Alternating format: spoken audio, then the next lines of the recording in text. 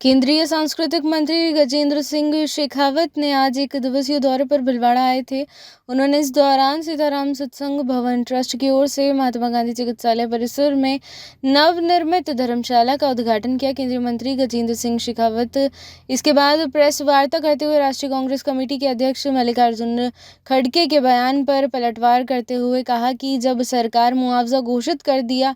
गया था तो उसकी संख्या भी तय हो चुकी है, तो कंट्रोवर्सी पैदा करना देश हित में नहीं है। राजनीतिक महत्वाकांक्षाओं के लिए देश की छवि को मलिन करने वाले लोगों की निंदा देश ने की है और आगे भी करेगा, इसलिए आज वह राजनीति के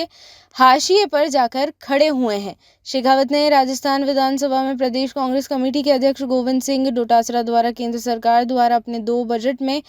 ईआरसीपी पर एक धेला भी आवंटित नहीं करने के सवाल के जवाब में कहा कि मुझे डोटासरा साहब की समझ पर तरस आता है, क्योंकि ईआरसीपी बनाना यह तौलिया हिलाना जैसा काम नहीं है, यह टेक्निकल काम है। अगर आज ईआरसीपी 5 साल लेट हुई तो उस पर गोविंद सिंह डोटासरा की पार्टी और अशोक गहलोत प्राथमिक और पूर्ण रूप से उसके दोषी हैं। उन्होंने 5 साल तक निरंतर मेरे आग्रह के बावजूद उन्होंने अपनी राजनीतिक स्वार्थ के लिए इस ईआरसीपी को लटकाने भटकाने और अटकाने का काम किया है। जो ईआरसीपी उनकी सरकार जाने के बाद 15 दिनों राज्यों के बीच में समझौता होकर बनी है, वह 5 साल पहले नहीं हो सकता था। जिन्होंने पाप किया है उनसे यह कहूँगा कि गोविंद सिंह डोटासरा उनकी पूरी कैबिनेट को, जो इस पाप के सहभागी हैं, उनको जाकर इस कुंभ में स्नान करना चाहिए, जिससे कुछ मुक्ति मिल जाए। कुंभ में जिस तरह की ये घटना है और अब तक पिछले इतिहास को उठा करके देखें तब कुंभ में इस तरह की घटनाएं हुई हैं,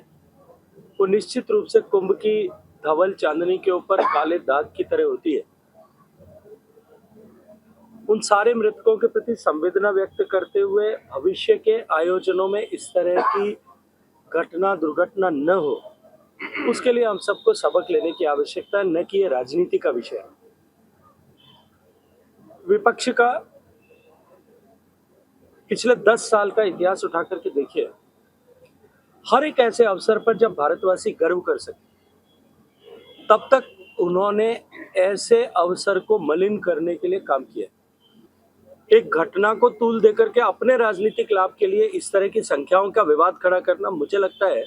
जब सरकार मुआवजा घोषित कर चुकी है, सबको मुआवजा देंगे, उसकी संख्या तय हो चुकी है, उसकी राशि तय हो चुकी है,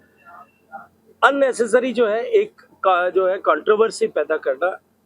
ये देश के हित में नहीं है। अपनी राजनीतिक महत्वाकांक्षाओं के लिए देश की छवि को मलिन करने वालों की भर्त्सना देश ने की है, आगे भी करेगा और इसीलिए वो राजनीति के हाशिए पर जाकर के खड़े हो गए। मुझे डोटासरा साहब की समझ पे तरस आता है, क्योंकि ईआरसीपी बनाना वो तौलिया हिलाने जैसा काम नहीं है, वो टेक्निकल काम। और आज ईआरसीपी अगर 5 साल लेट हुई है, उसमें गोविंद सिंह डोटासरा की पार्टी और उनके मुखिया अशोक गहलोत साहब उसके प्राथमिक रूप से और पूर्ण रूप से दोषी हैं। 5 साल तक निरंतर मेरे आग्रह के बावजूद भी, बार बार प्रयास के बावजूद भी, उन्होंने अपने राजनीतिक स्वार्थ के लिए इस ईआरसीपी को लटकाने भटकाने अटकाने का काम किया। जो ईआरसीपी उनकी सरकार जाने के बाद 15 दिन में दोनों राज्यों के बीच में समझौता हो सकता था, क्या वो समझौता 5 साल पहले नहीं हो सकता था?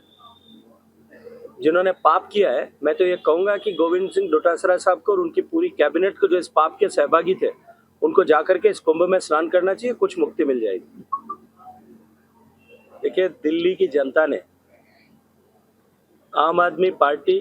और पार्टी के नेता अरविंद केजरीवाल साहब का चाल, चरित्र, चेहरा तीनों को पहचान लिया। जो आदमी मफलर ओढ़ करके छींकते और खांसते हुए आया था और ये कहता था कि मैं राजनीतिक दल नहीं बनाऊंगा, सिर्फ भ्रष्टाचार के विरुद्ध आंदोलन खड़ा कर रहे हैं हम लोग, उसने अन्ना हजारे को धोखा दिया, राजनीतिक पार्टी बनाई। फिर कहा कि हम राजनीतिक पार्टी तो बना रहे हैं, हम चुनाव नहीं लड़ेंगे, फिर चुनाव भी लड़ा। फिर कहा चुनाव में अगर बहुमत नहीं आया तो किसी के साथ समझौता नहीं करूंगा, कांग्रेस से मेरी बहुत बड़ी लड़ाई है, कांग्रेस के साथ समझौता करके मुख्यमंत्री बने।